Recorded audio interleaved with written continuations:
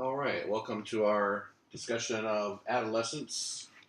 Uh, and let's move right into talking about a couple ways that developmental psychologists do their research. And remember that developmental psychology, just as a refresher, is the study of how the way we think, feel, and behave changes as we get older. So you have to have a couple of different approaches to doing the research that reflects that change over time.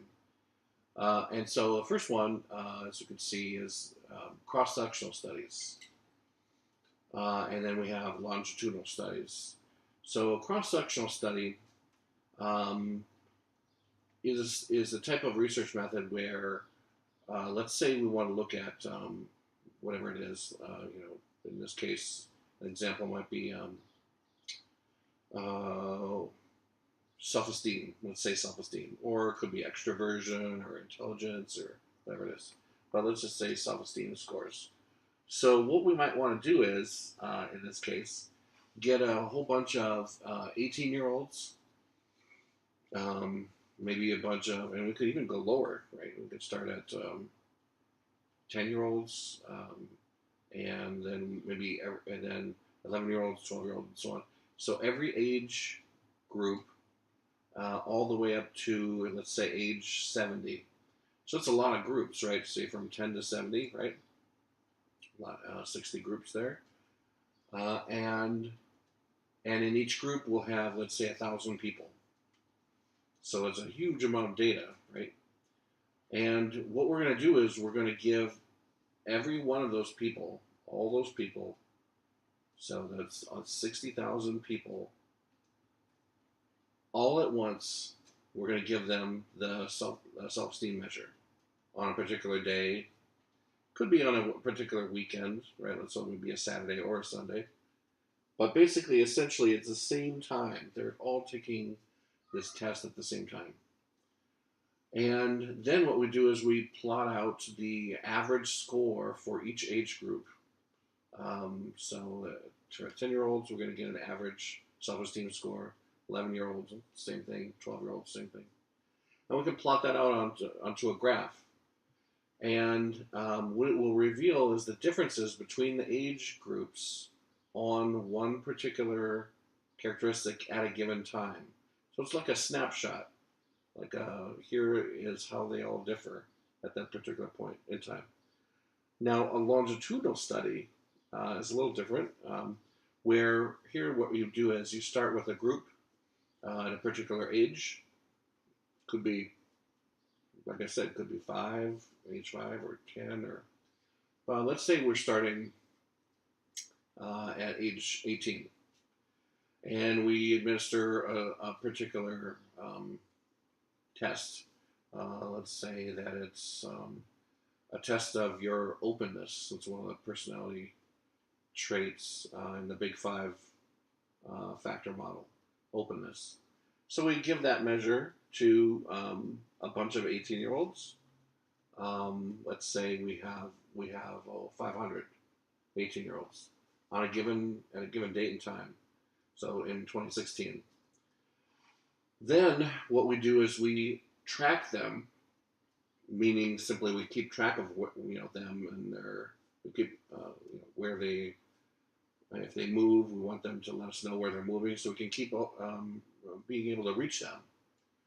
All right, so keep their contact information, and then we will re-administer the same tests to them periodically at sort of given intervals. So, and the intervals could be whatever you choose to decide.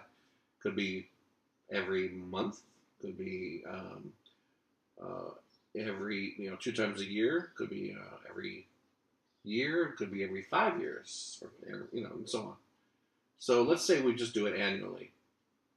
So, and we so when they're all 19, right, a year later, we track them all down again and say, can we give you this test again? You retake it, and we do the same thing over a period of again, it depends on what you're interested in. A short period could be a period of maybe 3 years or 5 years or 10 years. But let's say we're really into it for a long haul. We do it over a period of 20 years.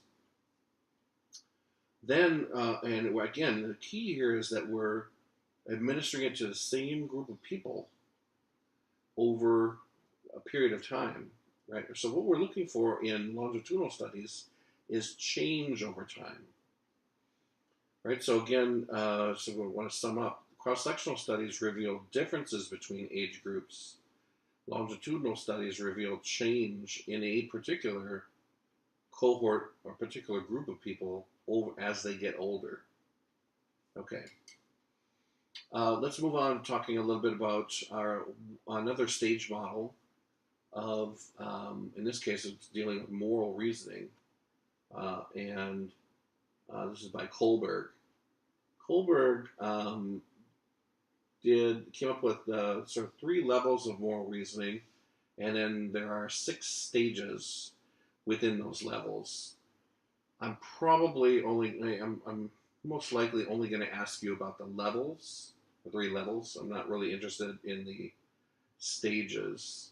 And here are the levels. And you don't have to write all of this down, of course, but here's how he did his research. He would pose a particular, these moral dilemmas to people and ask them, how should this person solve this moral dilemma? And in this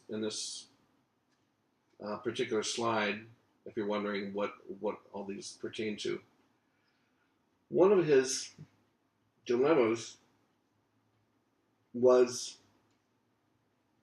he posed the following problem. He said, suppose that there's a guy, a husband, who has a wife who has a terrible illness, and she will die from it. But suppose further that there's a pharmacist who has a particular experimental drug in his pharmacy, but it's really expensive. It's like $2,000. It's way too expensive for the husband to afford.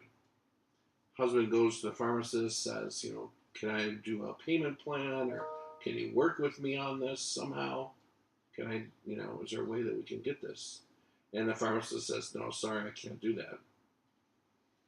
So now you've got this problem. What should the guy do? Should he, for example, steal it? What if the guy decided to steal it?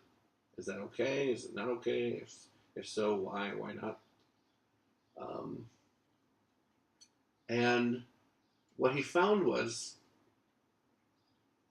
that people who decide that whether or not he should steal it, reasons to steal or reasons to not steal a drug, when they operate on a very basic level of moral reasoning, what he calls pre-conventional moral reasoning, mainly what they're thinking about is avoiding punishment or obtaining rewards.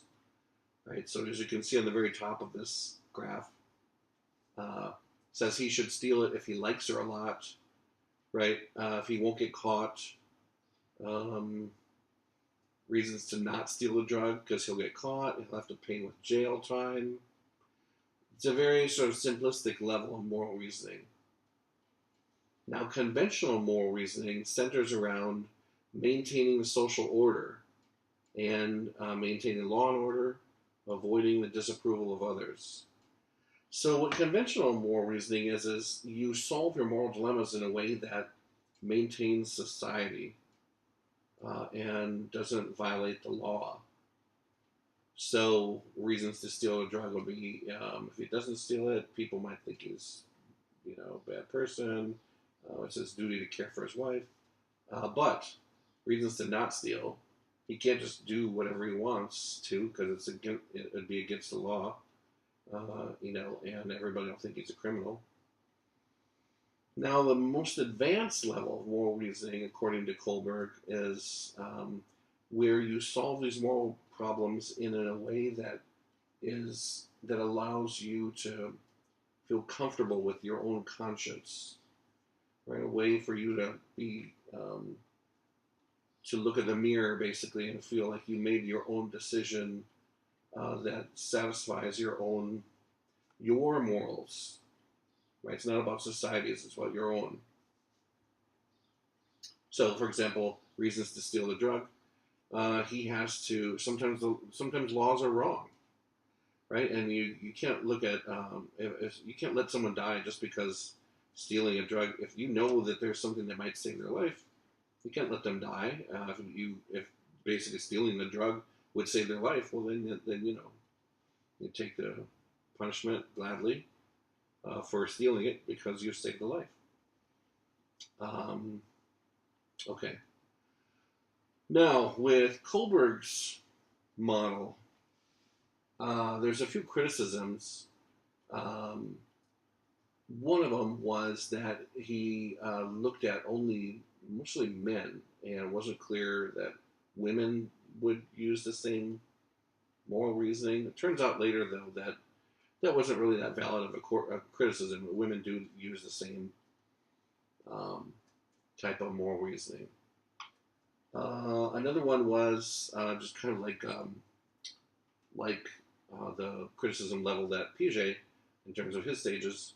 He wasn't really clear on how people move from stage to stage or from more level to level, and whether or not there were 3 or levels or more. But that you could say that that's true, that he didn't elaborate on that. But most people and subsequent research shows that that the levels, the general levels, seem to be accurate, and that there aren't more. 3 seems to be the right number in terms of these general levels. And then another criticism of Kohlberg's was that it didn't take into account the individualistic versus collectivistic cultures. Now, if you look at, and this is a valid criticism, if you look at the levels of moral reasoning, flipping back here to conventional and post-conventional, think about collectivist cultures. What they're saying in the collectivist, sort of the main thing of collectivist cultures is that it's all about the society. We're all in it together, and the individual is not more important than the group. So, but what Kohlberg's stage model here and his levels are saying is that that's a kind of a medium level of moral reasoning. It's not an advanced level of moral reasoning. Right, so what he's saying is the maximum that you could achieve is sort of this mid-level of moral reasoning. It's not terribly advanced. Well, that's kind of a sort of built-in bias into this model. It's assuming that that everybody, if they're quote-unquote advanced in their moral reasoning, will get up to the post-conventional. Well, that's not possible for people who are in a collectivist culture. There's no way they're ever going to get to a post-conventional. That implies that you reason based on your own individual and perhaps selfish outlook on the world, right? So that's a definite criticism that can be applied to the Kohlberg. Now let's move back here. And here's another criticism. What we say we would do is different from what we would actually do. That is some. I guess you could say that that's a criticism as well. This has actually been leveled at in social psychology at people who study attitudes. When you look at someone's attitudes, you say, "What's your attitude toward this?" And the idea behind looking at attitudes is that if we understand someone's attitude, we can predict how they'll behave towards something, right? So if I know that you have a positive attitude toward Bounty paper towels, I can predict that when you go to the store and you need paper towels, you're more likely to buy Bounty versus another brand, right? Which makes sense. But some other critics of attitudes, for example, would say that it's not that knowing attitudes aren't a good predictor of behavior. And this is exactly what this is saying. saying what you think you would do is that might be different from what you actually would do when you come down to it. So everybody's saying, oh yeah, you should definitely steal the drug, and it comes down to it, maybe they wouldn't, right? So that's another type of criticism that's been leveled, but there's sort of mixed evidence on that, on whether or not it's a valid criticism. Okay, now I want to spend some time, and we're going to be talking most of our time actually, about Erikson's psychosocial stages. This particular stage model I like quite a bit because it is quite detailed, and it covers the whole lifespan. Unlike Piaget's model, which gets very detailed for the first 12 years, and then it goes from 12 years to the rest of your life. That's not very detailed, but this one is. So it's one of the reasons I like it. Another one is that Erikson says that another reason I like it is there's some interesting things that need to be solved. At every stage, there's 8 stages. There's a sort of dilemma that not really a dilemma, but a crisis maybe that like a fork in the road maybe that you have to take. If you take one way, it'll have this kind of ramifications for your future, and if you take another route, it'll have a different type of outcome for your future. Okay, and we'll get into that. Okay. Now, let's first talk about trust versus mistrust, 0 to 18. And here, the main thing that needs to be resolved here is, does the baby develop a sense of trust about the world? Right? And the baby has to learn that the world is an orderly place, that it's a reliable place, right? So you want predictability and trust in and consistency in mom and dad. Right? They have to meet your needs consistently. If they don't, if they only sometimes meet your needs, then the baby feels like the world is kind of a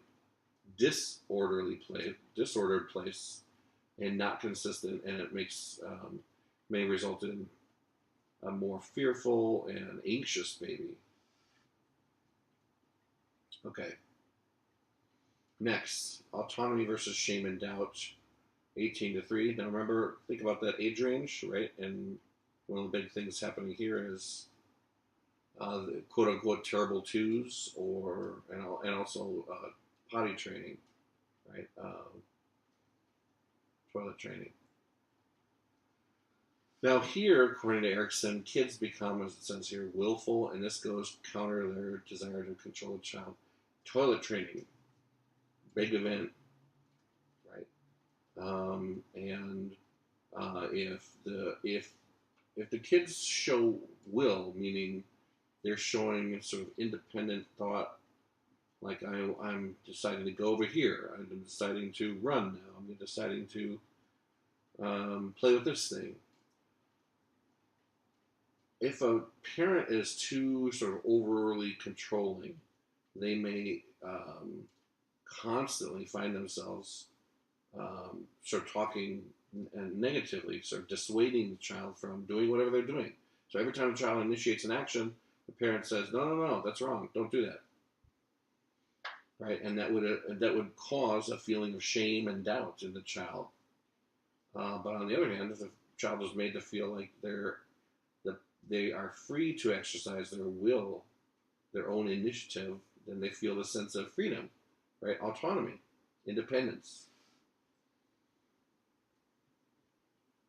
And sort of building on this feeling of independence and autonomy is the next stage, initiative versus guilt, age 3 to 6. And here what you're doing is you're initiating activities, social responsibility, confidence. Right. So again, the child is able to initiate, let's say, play, games, projects at school, and feeling a sense of confidence in their self, further developing that sense of independence. Industry versus inferiority, age 6 to 12. Now here, the child develops this really crucial pride in completing a task and competence in homework and schoolwork and school activities. But it's that pride in completing a task is really important. So if we go back here for a second, initiative versus guilt, you're learning to initiate activities, age 3 to 6. And that's good, but that's not the whole story, right? That we can start a lot of things. You can start reading a lot of books. But it doesn't really compare to the nice feeling that you have when you finish reading a book or you finish a project, right? That you actually, so what you've done is you've thought to yourself, I'm going to do this, I'm going to create this, I'm going to read this, and you do it and you finish it. You finish that task. That feels really good. That's a really important marker for development, according to Erickson, at this age range. All right. Identity versus role diffusion, or you could say confusion. And this is adolescence, anytime in the teen years. And what he's saying here is that the person will experiment with different roles, and then they will develop a stable self-definition. But what happens here is, sort of stereotypically, the teenager will try on many different hats, so to speak, in terms of different selves. What's happening here is the teen is trying to figure out, well, who am I? What do I believe? What are my values and my beliefs and morals? And are they different from mom and dad's? So you're trying to develop, you're going to start to separate yourself from your parents and develop a sort of a coherent sense of who you are as an individual. What are your beliefs? Not just a mini-me, right, of the parents. You might keep some of your parents' values, and very often most kids do keep a lot of their parents' values. But you'll discard some and say, "Well, my parents are Republican. I'll find I'm not Republican, or they're Democrat. I'm not really Democrat." And so on and so on. Or they're religious and I'm not very religious. And you could go on and on. So this is crucial, according to Erickson, that this happens at this time for the person to start to figure out, who am I? What are my goals? What are my aspirations and dreams? And if you don't, so that would be your sense of identity. If you don't do this during this time period, what will happen is you'll have this sense of role diffusion, and it may just linger throughout the rest of your life, not really having a solid sense of who you are. Intimacy versus isolation. This would be ages, like say the 20s versus through the 40s, probably, up to somewhere around there. And here, the job of the individual is to establish long relationships,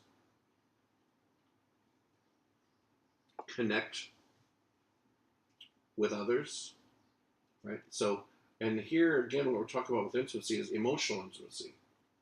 That's not really romantic. So we're talking about being willing and able to form close emotional relationships with friends, same-sex friends, opposite-sex friends, right? Being able to form those close relationships. People with whom you share your dreams and desires and your fears and all your secrets, and they do the same with you. Okay? Allows you to bounce off ideas and stress and vent, and they do the same with you. Excuse me. Now, people who don't feel a sense of isolation from others, and they tend not to fare very as well later on in life. They're less adaptive. and are more prone to things like depression, neuroses, other sorts of adjustment issues. Generativity versus stagnation. Age 40 to 50, somewhere around there, or sorry, 60s. Here, the whole thing here is with generativity, lots of ways to satisfy this. You could, your goal is with generativity is what is your purpose in being here, and what's your purpose in life? What's your legacy to the world? Excuse me. And one way that people address this is just to have kids. That's their legacy. Another way is to contribute to the world through their work. So they contribute to the growth of a company, or building things, creating things at work, or through their artwork, or through another way is through caring for the environment, caring for the next generation, being a daycare provider, or a teacher, or something like that. Right? And people who don't engage in those sorts of behaviors, or have that sort of answer about what their purpose in life is, will feel a sense of stagnation in this time period. They're working and they're living, but they don't really feel like a sense of purpose for why they are there. Okay.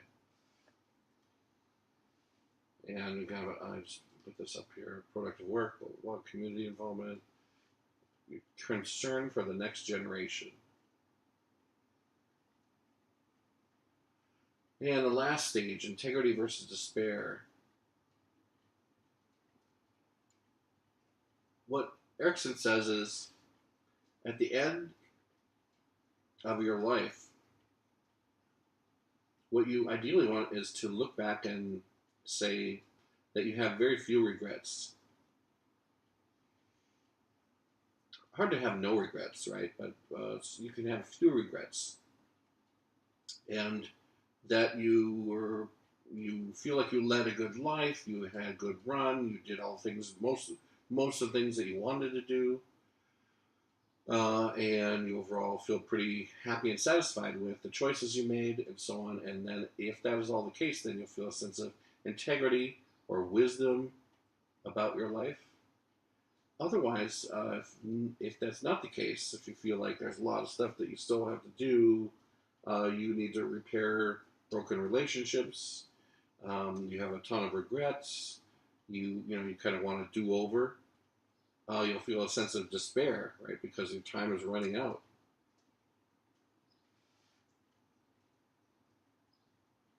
Right? Self-acceptance, meaningfulness in your accomplishments, lack of regrets, and at peace for the integrity part.